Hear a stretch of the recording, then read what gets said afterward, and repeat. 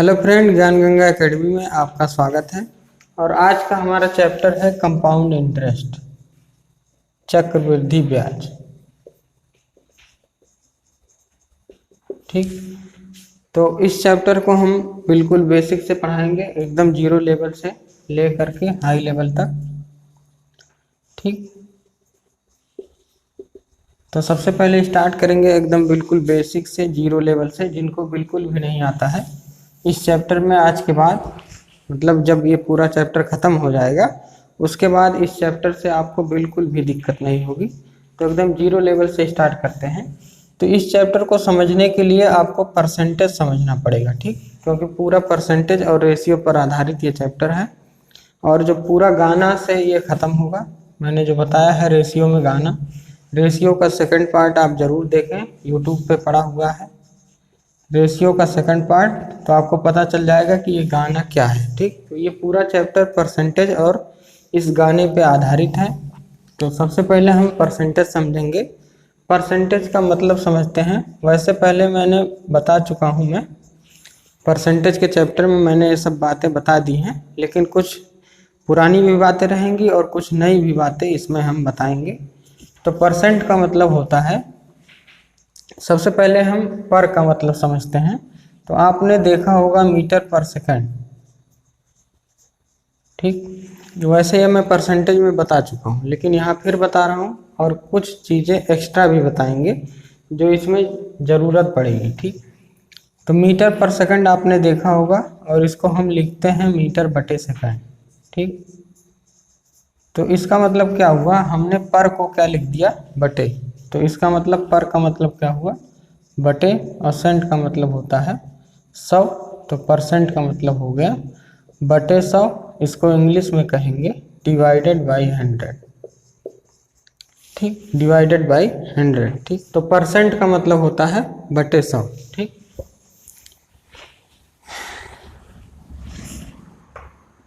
अब अगर मैं आपसे कहूँ कि 10% बताओ, तो 10 तो आप ऐसे लिखेंगे, और परसेंट का मतलब क्या होता है, बटे 100।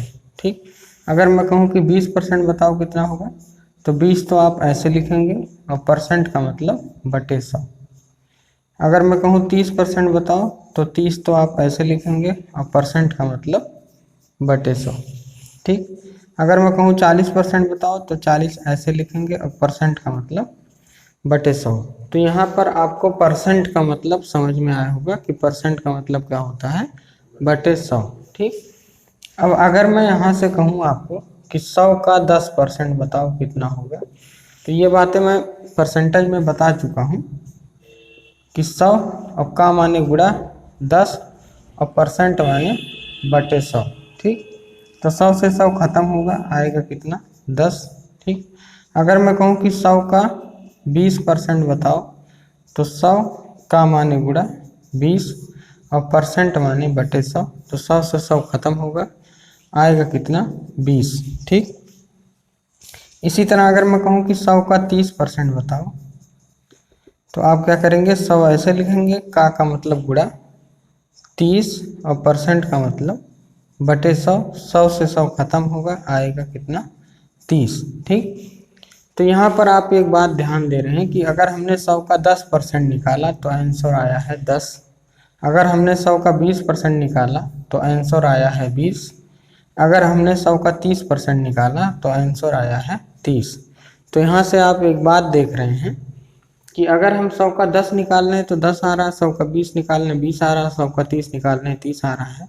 इसी तरह अगर हम 100 का 40% निकालेंगे तो 40 आएगा, 100 का 50% निकालेंगे 50 आएगा, 100 का 60% निकालेंगे 60 आएगा। ठीक, मतलब हमको 100 का कुछ भी निकालना हो, जितना हम निकालेंगे उतना ही आंसर आ जाएगा। जैसे अगर मैं कहूँ 100 का 36% निकालो, तो अब आपको कैलकुलेशन नहीं करना है जैसे यहाँ पे आप करते आ रहे हैं।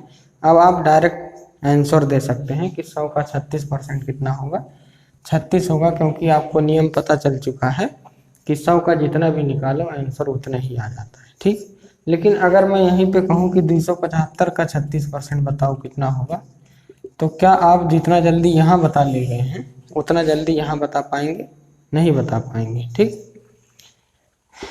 यहाँ पर आपको कैलकुलेशन करना ही पड़ेगा। ठीक, यहाँ पर आप गुणा भाग करेंगे, आपका 10 से 20 सेकंड जाएगा, तब जाके कहीं पे आंसर आप बताएंगे। लेकिन यहाँ पर आपका बिल्कुल भी टाइम नहीं जा रहा है।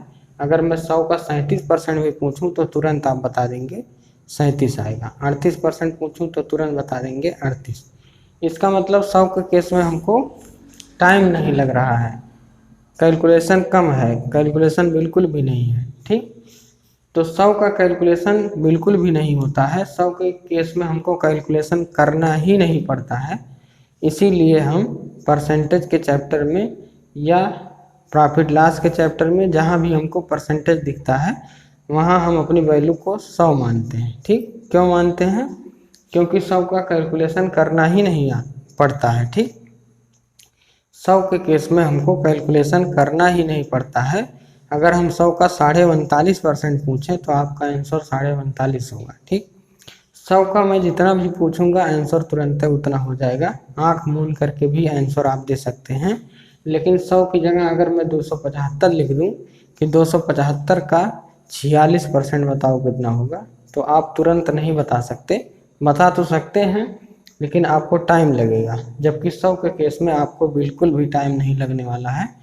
इसीलिए हम परसेंटेज के चैप्टर में या जहाँ भी परसेंटेज दिखता है हम अपनी वैल्यू को 100 मान लेते हैं, क्योंकि 100 का कैलकुलेशन बहुत ही आसान होता है, हमको करना ही नहीं पड़ता है। ठीक, तो यहाँ से आपको एक बात समझ में आई होगी कि हम 100 को मान के चलते हैं। ठीक, फिर अगले कॉन्सेप्ट में बढ़ते हैं।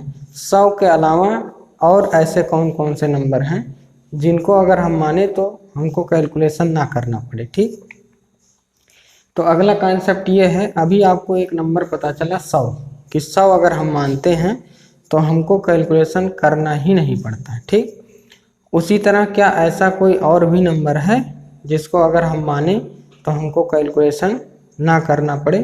तो इसका आंसर है हाँ। ठीक, तो वो कौन सा नंबर है उसको देखते हैं। उसका कैलकुलेशन 100 से भी ज़्यादा आसान होता है। ठीक, मतलब अगर उस नंबर से हम करते हैं तो हमको जितना टाइम 100 में जाता है उससे कम टाइम उस नंबर में जाएगा। ठीक, तो ऐसा कौन सा नंबर है जिसको हम मान सकते हैं? ठीक, तो एक नंबर तो आपको पता चला कि 100 मानने में हमको आसानी होती है, सहूलियत होती है। एक दूसरे नंबर के बारे में हम जानते हैं कि किस नंबर को और अगर हम माने तो हमको और भी आसानी होगी। तो चलिए उसी को सीखते हैं। अब यहाँ पे एक बात देखिए, अगर मैं कहूँ कि 10% बताओ कितना होगा, तो आप कहेंगे 10/100, क्योंकि परसेंटेज का मतलब बटे 100। ठीक, अगर मैं कहूँ 20% बताओ कितना होगा, तो आप कहेंगे 20/100। अगर मैं कहूँ कि 30% बताओ कितना होगा, तो आप कहेंगे 30/100। ठीक, इसके बाद एक बात और यहाँ से ध्यान रखिएगा, अगर मैं क्वेश्चन पूछूं कि 100 का 10% बताओ कितना होगा, तो अभी मैंने आपको बताया कि 100 का जितना भी निकालोगे आंसर उतना ही आएगा। 100 का 10% निकालोगे आंसर कितना आएगा? 10 आएगा। अगर मैं कहूँ 100 का 20% बताओ कितना आएगा, तो कितना आएगा आंसर? 20। ठीक, अगर मैं कहूँ कि 100 का 30% बताओ कितना आएगा, तो आंसर क्या होगा? 30। अब यहाँ से एक नया नियम सीखिएगा, अगर मैं कहूँ कि 100 का 10% बताओ कितना होगा, तो आंसर कितना होगा? 10। और 10 लिखा कहाँ है? ऊपर। इसका मतलब अगर मैं इधर से इधर जा रहा हूँ, मतलब 100 का 10% निकाल रहा हूँ, तो आंसर क्या आ रहा है? ऊपर वाली वैल्यू आ रही है। ठीक, ऊपर वाली वैल्यू आ रही है। अगर मैं कहूँ 100 का 20% बताओ, तो आंसर जो आ रहा है वो ऊपर लिखा है।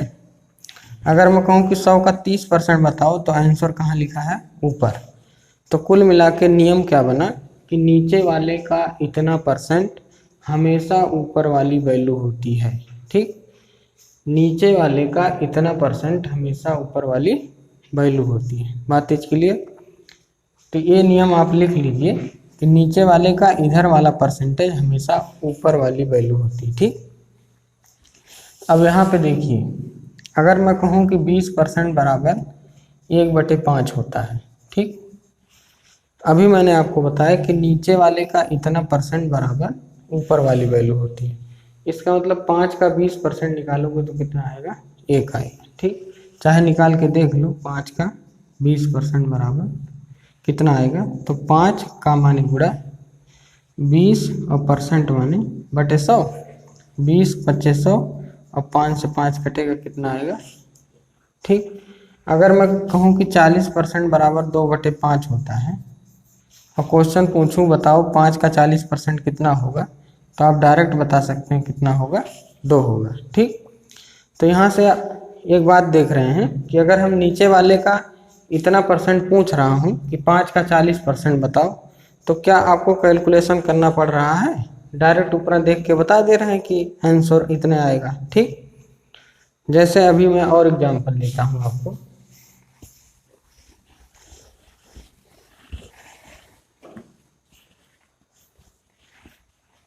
अगर मैं कहूँ कि 1/4, ठीक, 25% बराबर 1/4। ठीक, अगर मैं क्वेश्चन पूछूं आपसे कि 4 का 25% बताओ, तो अभी मैंने आपको जो नियम बताया है कि नीचे वाले का इतना परसेंट हमेशा आंसर क्या होगा, ऊपर वाली वैल्यू। ठीक, तो अगर मैं कहूँ कि 4 का 25% बताओ, तो क्या आपको कैलकुलेशन करना पड़ेगा, नहीं करना पड़ेगा, सीधा आंसर क्या देंगे, 1। तो आप देख रहे हैं कि नीचे वाले, पहले तो अभी तक तो 100 के केस में हमको कैलकुलेशन नहीं करना पड़ रहा था।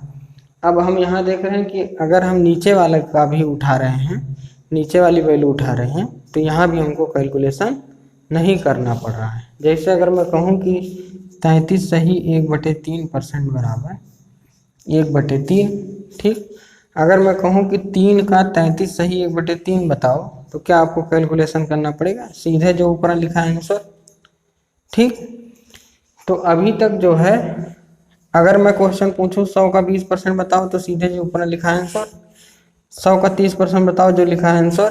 ठीक, तो अब आप यहाँ पे देख रहे हैं कि नीचे जो भी लिखा है, अगर मैं उसको मानता हूँ, अभी तक तो 100 मान रहा था, तो मुझे कैलकुलेशन नहीं करना पड़ रहा था। लेकिन अब हम यहाँ पे एक बात और ध्यान दे रहे हैं कि अगर कोई भिन्न है, कोई फ्रैक्शन है, फ्रैक्शन माने जिसमें अंश हो और हर हो। ठीक, अगर कोई भिन्न है, उसमें निचमा जो लिखा है उसको भी अगर मैं कुछ मान लूँ अपना मान, ठीक, 100 की जगह मैं उसी को मान लूँ, तो उसका भी कैलकुलेशन हमको नहीं करना पड़ेगा।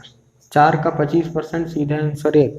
ठीक, तो अब देखिए, मैंने अभी आपको बताया कि मानने के लिए पहला नंबर जो मानते हैं 100 होता है, और एक नंबर मैंने और बताया कि ऐसा एक नंबर और होता है जिसको हम मान सकते हैं, जिसमें कैलकुलेशन नहीं करना पड़ता। तो वो कौन सा नंबर होता है, किसी भी भिन्न का हर, किसी भी भिन्न का डिनोमिनेटर माने हर, किसी भी भिन्न 100 की जगह अगर आपको दूसरा कोई नंबर मानना हो, तो हमेशा क्या मानिए, कोई भी भिन्न दी है, हमेशा हर को अपना मान मानते हैं। ठीक, दूसरा नियम लिख लीजिए, एक तो 100 को मानने में आसानी होती है, और दूसरा किसी भी भिन्न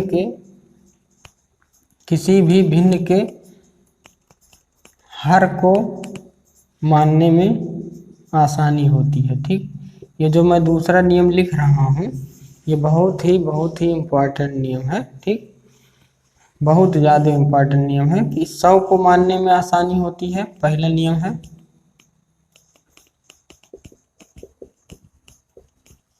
और दूसरा नियम है किसी भी भिन्न के हर को मानने में आसानी होती है। ठीक, अगर हमको कुछ मानना हो तो हम क्या मानेंगे, जो भिन्न दिया है उसी का हर मान लेंगे। ठीक, जैसे यहाँ भी हम देखिए भिन्न का हर 100 मानते थे, कैसे, क्योंकि भिन्न के हर में क्या लिखा है, 100, इसीलिए हम 100 को मानते हैं। ठीक, तो कुल मिला के नियम ही यही है कि भिन्न के नीचवा जो लिखा है उसी को मानते हैं। जैसे यहाँ हर जगह 100 लिखा है, तो अभी मैंने बताया परसेंटेज में हम अपनी वैल्यू को 100 मानते हैं। तो क्यों मानते हैं, यहाँ से भी एक रीजन आप देख सकते हैं, क्योंकि 100 हमेशा भिन्न में नीचे आता है। तो जो भी चीज़ भिन्न में नीचे आती है उसी को हम अपना मान मानते हैं। ठीक, तो 100 मानने का रीजन एक तरह से आप यहाँ भी देख सकते हैं।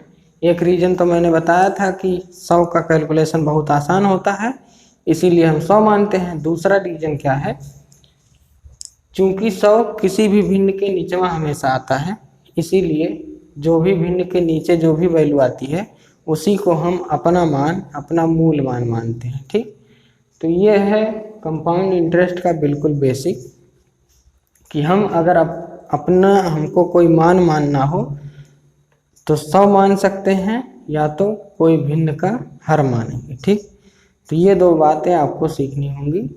मुझे लगता है आप सीख भी चुके हैं कि जब भी हमको कोई मान मानना हो, अगर 100 मानने में दिक्कत आ रही है तो भिन्न में नीचे जो लिखा है उसी को हम मान लेंगे। ठीक, अगर 100 मानने में दिक्कत आए तब हम जो भिन्न लिखा है उसके नीचे जो हर है उसी को ही हम अपना मूल मान मान लेते हैं। ठीक, तो दो बातें आपको याद रखनी है। अगर आपको मानना है तो यक्स नहीं मानोगे, या तो 100 मानोगे, या तो भिन्न जो दिया है उसके नीचे जो लिखा है उसको मानेंगे। ठीक, इसके बाद कंपाउंड इंटरेस्ट में आपको इतनी तो ज़रूरत पड़ेगी ही पड़ेगी, साथ में रेशियो की भी ज़रूरत पड़ेगी। इसीलिए रेशियो का आप पहला और दूसरा भाग यूट्यूब पे देख लीजिएगा। ठीक, थोड़ा बहुत मैं बता दे रहा हूँ कौन सा इसमें ज़रूरत पड़ेगा। अगर मैं कहूँ A/B 2/3 है, B/C 4/3 है, C/D 2/5 है, तो A/B/C/D बताओ।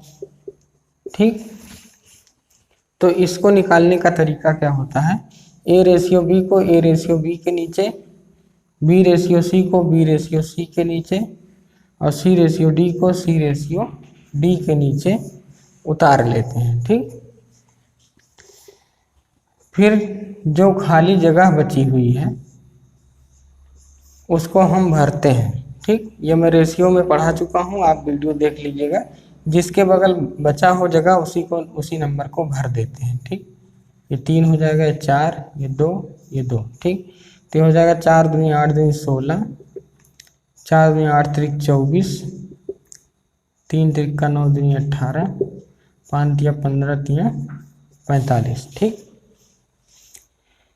एक मैंने और बताया था कि आपको कि अगर हमको केवल A/D निकालना हो, सबसे पहला और सबसे आखिरी अल्फ़ाबेट का रेशियो निकालना हो, सबसे पहला और सबसे आखिरी का, तो इसका भी मैंने बताया था नियम कि अगर सबसे पहला निकालना हो तो सबसे पहले वाले नंबर को गुणा कर दीजिए, और सबसे आखिरी निकालना हो तो सबसे आखिरी वाले नंबर का गुणा कर दीजिए। जैसे 4 दूनी 8 दूनी 16, 5 तिया 15 तिया 45।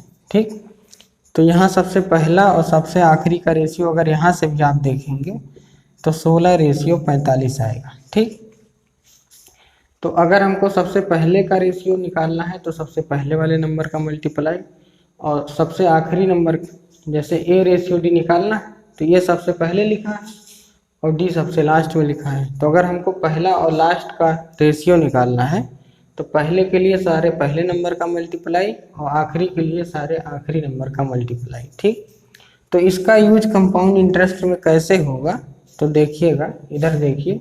मान लीजिए मैंने 16 रुपया बैंक में जमा किया। ठीक, बैंक ले जा करके वो बैंक कहाँ इन्वेस्ट कर रहा है, दूसरे साल तीसरे साल, इससे हमको क्या मतलब, आखिरी में वो मुझे 45 रुपया दे रहा है। ठीक, तो जो मैंने 16 रुपया बैंक को दिया था वो मेरा धन है, मतलब मूलधन। ठीक, जो मैंने बैंक को दिया वो मूलधन है।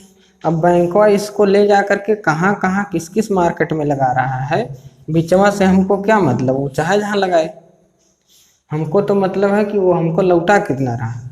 ठीक, तो जो हमको लौटाता है वो मिश्र धन है। ठीक, बिचवा में उसने क्या किया है इससे हमको क्या मतलब। ठीक, इसीलिए हम इस तरीके को यहाँ पे कंपाउंड इंटरेस्ट में नहीं लगाते हैं। ठीक, यहाँ पर हम यही वाला निकालेंगे, सबसे पहले वाले का रेशियो और सबसे आखिरी वाले का रेशियो। सबसे पहले का रेशियो निकालोगे तो मूलधन पता चल जाएगा, और सबसे आखिरी का निकालोगे तो मिश्रधन पता चल जाएगा कि बैंक हमको कितना दे रहा है। अब बीचों में वो चाहे जहाँ ले जाए पैसा, हमसे क्या मतलब। ठीक, हमने पैसा दिया, बीच में वो चाहे जहाँ इन्वेस्ट करके हमको 45 वापस कर रहा है। ठीक, फिर ये जो जितना एक्स्ट्रा दे रहा है उसको कहते हैं ब्याज। ठीक, तो रेशियो के इस कॉन्सेप्ट का यूज पड़ेगा कंपाउंड इंटरेस्ट में। ठीक, तो कंपाउंड इंटरेस्ट का बेसिक मैं बता चुका हूँ।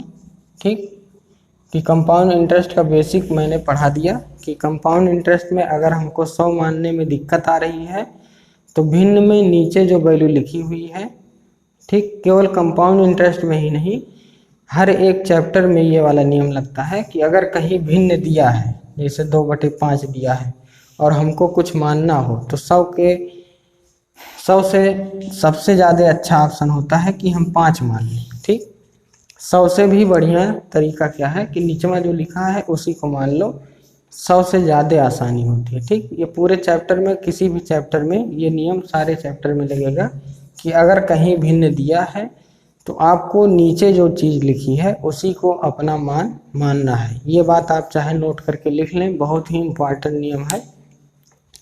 आजकल जितने भी सवाल आ रहे हैं भिन्न पर आ रहे हैं। ठीक, अभी पिछला पेपर हमने देखा, सारे सवाल भिन्नों पे आधारित आ रहे हैं, तो भिन्न का नियम कम से कम आपको पता होना चाहिए। भिन्न का नियम क्या है, लिख लीजिए नोट करके, भिन्न का नियम। ठीक, कंपाउंड इंटरेस्ट में आपको रेशियो की ज़रूरत पड़ेगी और परसेंटेज की ज़रूरत पड़ेगी और आपको भिन्न के नियम की ज़रूरत पड़ेगी। तो भिन्न का नियम नोट करके आप लिख लीजिए, क्योंकि ये हर एक चैप्टर में लगने वाला है। तो नोट करके लिखिए भिन्न का नियम। ठीक, भिन्न का नियम। भिन्न का नियम क्या है कि किसी भी भिन्न में अंश और हर दो चीज़ें होती हैं। अगर हमको कुछ मानना हो तो हम नीचे जो लिखा है, मतलब हर को ही अपना मूल मान मानते हैं। ठीक, तो लिख लीजिए कि किसी भी भिन्न के हर को ही हम, अगर मानना हो तो किसी भी भिन्न के हर को ही हम मानते हैं। ठीक, हर माने डिनोमिनेटर, जो बच्चे इंग्लिश के हैं, नॉमिनेटर माने अंश और डिनोमिनेटर माने हर। ठीक, तो किसी भी भिन्न के हर को ही हमेशा माना जाता है। ठीक, जब भी मानना हो तो हर को ही माना जाता है। ठीक, ये भिन्न का नियम है।